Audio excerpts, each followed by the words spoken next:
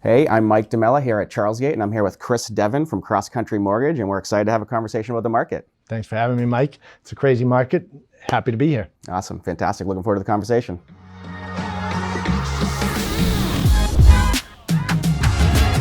So, hey, Chris, what are you thinking about what's going on with the market these days? Crazy market, right? I think we've both been doing this a long time, and it's just an environment that is unique to recent years, but still a great time to buy. Yeah, absolutely. We're seeing, obviously we're still seeing multiple offers across the board in a lot of properties. People getting in bidding wars, having to call lenders at 9 o'clock on a Sunday, unfortunately for you, some cases. Right now, I think to that point is that the most important thing is just being ready to go, right? The environment is moving so quickly. People have to be aggressive. Inventory is the biggest issue, right? So entering into the market, just having your A team ready, like your agent, lender ready to go, that really makes the difference. Yeah, I think absolutely preparation, first and foremost, is the most important. I think most things in life it is, but certainly when you're buying a house in this type of market where we have such an inventory constrained market, just making sure, you're prepared. You know what you can afford. You know the type of house you're looking for. You know what you can get for a certain price range that you're qualified for. Having and making sure the lender and the agent are on the same team and are communicating and really know what's happening together with, to properly advise the client and properly ask questions to get advice is so critical in this type of market. Without question. A lot of people don't know where to start. That seems to be one of the typical questions. Yeah. And I think, getting pre-approved is such an important part of the process. I'm sure you'd agree. It's natural for, I think, people to start looking online. They connect with the agent and think that they can go look at homes and be able to walk in and out of them and then react and get pre-approved. Yeah. It's really kind of putting the cart before the horse if that's the angle that they take. Yeah, no doubt about it. And so that's exactly right. Because we always advise people, listen, they call us, I want to see a house, I want to see a house. Yeah, of course you do. We all want to see houses. We love looking at houses, but it's important to actually know what you can afford, what kind of loan products you might be best fit for you. And just, again, making sure you're starting that process to be able to buy the house when you see the house you like and be able to react quickly with good preparation. It's easy to look at the houses online, the beautiful pictures, and be like, oh, this is where I want to go. And the lending process is intimidating for some people, right? But you really shouldn't be intimidated. No, and especially working with someone like you can make it so easy. Maybe you can talk about that for a second. How do you make it easy for buyers to be prepared? Right. A lot of times it starts with initial consultation, usually takes 5, 10, maybe 15 minutes, just talking about the overall process. But quickly it starts typically online. You can do it over the phone or in person, but a lot of people like to do it right from their phone. Intuitive application takes people about 10, 15 minutes. And then it's really kind of gathering their information, documentation. I always say grab things in twos, right? So it's last 2 years W-2s, last two pay stubs, last 2 bank statements, potentially last 2 years tax returns, okay? So have that stuff ready. And it's as simple as uploading it to our system. We run through the application with you, make sure that all the I's are dotted, T's are crossed, everything's in line. And that's when we really kind of lay out options. We're gonna go through the full pre-approval with you, talk about what programs you qualify for, what rates look like. Everybody wants to know where the rates are, right? So we're gonna, talk general rates. What's interesting about this market is I'm sure you can verify that what's available in the morning might be different from the afternoon or the next day, right? It's all over the board, but we'll talk rates, payments, and a lot of times people don't realize that there's a difference between closing costs versus cash to close. When down payments are due, like when what's due at purchase and sale and offer versus at close. So things like that to really break it down. So when they do go out and start looking at properties, they're ready to hit the ground running with you and your team. Yeah, no, that's fantastic advice to get people prepared. I guess, Chris, where do you kind of see the market heading? I know people are asking about what's going on with rates, what's going on with prices, where's the market heading, like what's happening right now? Where do you see it? Well, inventory is an issue, right? I'm interested to actually get your take on what you're seeing on that side. I would say from the rate environment side, in buying real estate, I think now is a great time to buy. What's interesting is that the market right now is so sensitive to interest rates because we've been so low through COVID, right? COVID rates are gone for now. And hopefully if they go low, COVID doesn't come back, right? Let's keep that separate. Yes, yeah. But at the end of the day, you're not buying an interest rate, you're buying a home. And I think that's an important point for people to understand. Rates come and go. The average life of any loan is typically under 5 years. If I had a nickel for every time somebody told me that they were going to be in this, home and rate forever, I would have a lot of money, Yeah, no, right? that's an interesting point. Yeah. So, the market changes, and I truly believe that right now it's still a great time to buy. You got to be prepared, but it's a great time to buy. Yeah, I think one of the things you mentioned early and as you were just talking was the supply and the inventory of homes, and that sort of is how we're looking at the market over the long run. Is we've obviously been in this inventory constrained market for quite a while now. And that's really due to a literally decades-long undersupply of housing in Massachusetts and in some other parts of the country as well. But it's so difficult to add new supply to the market, and there's no runway for building the amounts of homes we need to catch up in this market. That's why sort of prices have appreciated. That's why it's a relatively stable market too, even when the economy's not doing so well, because there's just not ever going to be an oversupply of homes. And fundamentally, it's the supply and demand curve that is affecting prices. And so there's never too much supply. There's always enough demand that's supporting and sustaining prices. And that's really the fundamental sort of driver in pricing, not rates. Right. And I think what people have to realize too, especially when you're watching the news or reading these articles for national publications, is that, we're in a shortage, I think, 4 or 5 million homes right now, right? But if you're in a market, let's say in Arizona, right? Vegas, they have plenty of room to build. Right. It's a completely different market than right here in the greater Boston area. I mean, we don't have the land to build. Right. So that's why, I consider ourselves lucky.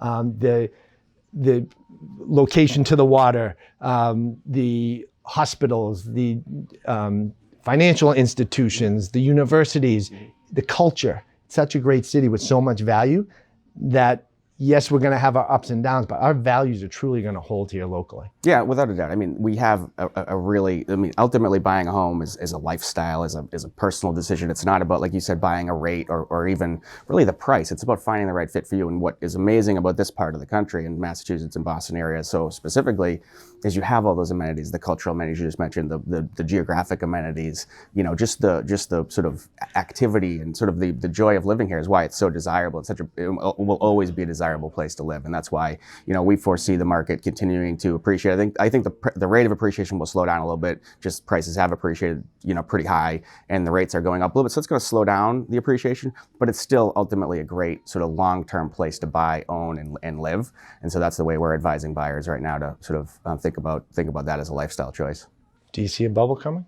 I don't. No, I don't. I mean, I always use the example, even in 2008, right, when we had this massive financial crisis, huge issues. Prices in this area did not decline. In some areas, it declined a little bit in Massachusetts, but most parts were relatively stable overall, and prices then sort of came back very, very quickly. And that was literally the worst financial disaster, some of the biggest bubbles bursting in sort of the history of the economy. And so, no, I don't really see it. I see a slightly slower rate of appreciation as prices have accelerated quite a bit the past few years. But I think there's still a really good long-term opportunity to gain some appreciation, and so I don't see a bubble in the market now. National Association of Realtors, Fannie, Freddie, all the different publications that I've seen have appreciation over the next 5 years in this area between 28 and 33%. Mm-hmm. Yep.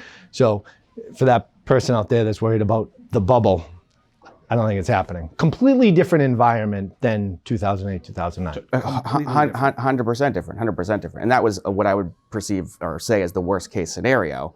And still, the worst case scenario was not that bad for our area, luckily. But you're right, though. I still think, again, given the decades-long undersupply of housing, there's just no way to balance the kind of supply and demand here, given, the desire of people to live here and move here. And we just don't have enough houses. So that's another sort of issue for maybe another topic in terms of how we can add some more supply to the market. But I just see that as being the primary factor that causes prices to continue to appreciate over time. Agreed. So what's the advice, Chris, that you give to buyer comes in and say, oh, I'm nervous about the rate. Is the rate going to go higher, or can I get a better rate down the road? Like, what's the advice you're giving about the rate environment right now? Great question, and that's a topic that comes up literally every day right now. Yes, rates are moving up, and they're at some of the higher points that we've seen recently. Still big picture, right? They're close to lows. I've been doing it 20 years. I remember locking plenty of loans at 7.5%, and when it was a big deal when it went below 5%. But for the environment that we're in right now, rates are going up. The big thing that I want people to understand is when they talk about waiting because of rates, you're not buying an interest rate, you're buying a home.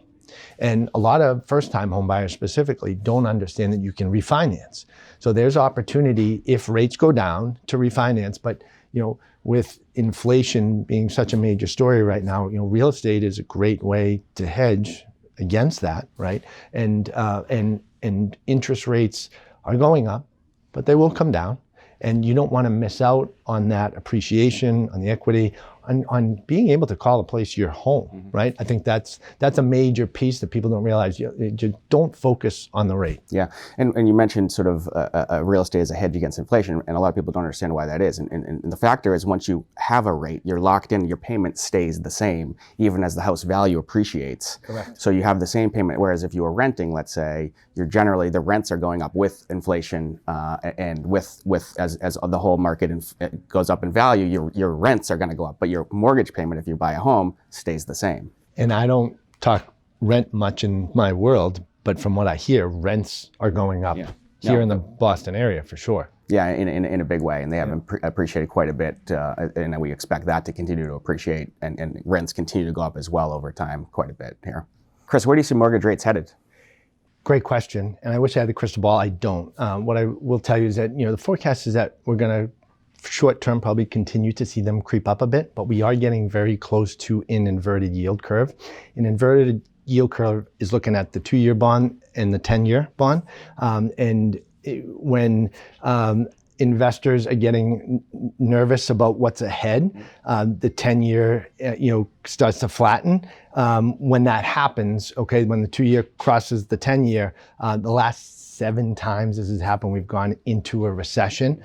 So that could be around the corner. And when we hit a recession, typically interest rates are going to go lower than the previous low. And think about where we just were, right? With COVID rates, we're in the mid-2s. So like I said, I don't have the crystal ball, but there are some people out there that say that we might see high 1s potentially if this does happen. Big picture, and I hate to sound like a broken record, remember you're not buying a rate, you're buying a home. But to that point, there's opportunity. You're buying a home now. I truly believe that you're going to see interest rates go down in the next 6, 12, 24 months. And big picture, they're still really low right now. Yeah, and I think just to echo that again, I think it's an important factor to say, well, you're buying a home, you're buying a place to live, right? You're not buying a mortgage rate. You're not even buying a price, really. I mean, it's important to consider what you can afford and what impacts that. But ultimately, you're buying a home, you're buying a place for your family to live and grow up in, and all these other factors that come into the lifestyle of buying and owning a home. And it's interesting, and I think we were talking earlier about the fact that most people only have a loan for about 5 years. Is that what you said, the average 5 years? And in recent years, it's even less than that. Like I said, if I had a nickel for every time somebody said, I'm living in this home forever, and just life events happen. That's what I think a lot of people don't realize is that, real estate can change because of, rates going down, changing your term, you want to pay it off sooner, taking cash out. Right now, it's very popular to take cash out. The home equity is the highest it's ever been, right? So people are pulling cash out for home improvement, for investment opportunity, to buy more real estate. And when you do that, you're changing your rate, right? So there's a lot of different opportunities. Some might just move. They don't like the neighborhood. They don't like the home. Their family's growing. There's a lot of different things to change the actual rate in real estate. Totally, and we have a lot of buyers that come in and ask us and tell us, this is going to be my dream home. I'm going to be here forever, and that's great. But most often the case is not that it is going to be your dream home in a lot of ways. And sometimes it's not, of course. Sometimes this might be a starter home or a condo or whatever. But even the people that think they're going to be in a home for the rest of their lives, it's still unlikely that they're going to have the same loan for the entire, even if they own the home for the entire time. That's why I always talk to people about, hey, you should explore. You hear about 30-year fixed mortgages, and that's a great product, of course. But I also recommend, hey, look at the ARM rates. Do you give them any advice on sort of the adjustable options? We do. Adjustable rate mortgages or ARMs, are definitely a popular product, especially in a market like right now. We're seeing rates go up. It's interesting. The market wants to automatically default to talk 30-year fix, right? But adjustable rate mortgages are a fantastic option for a few different reasons.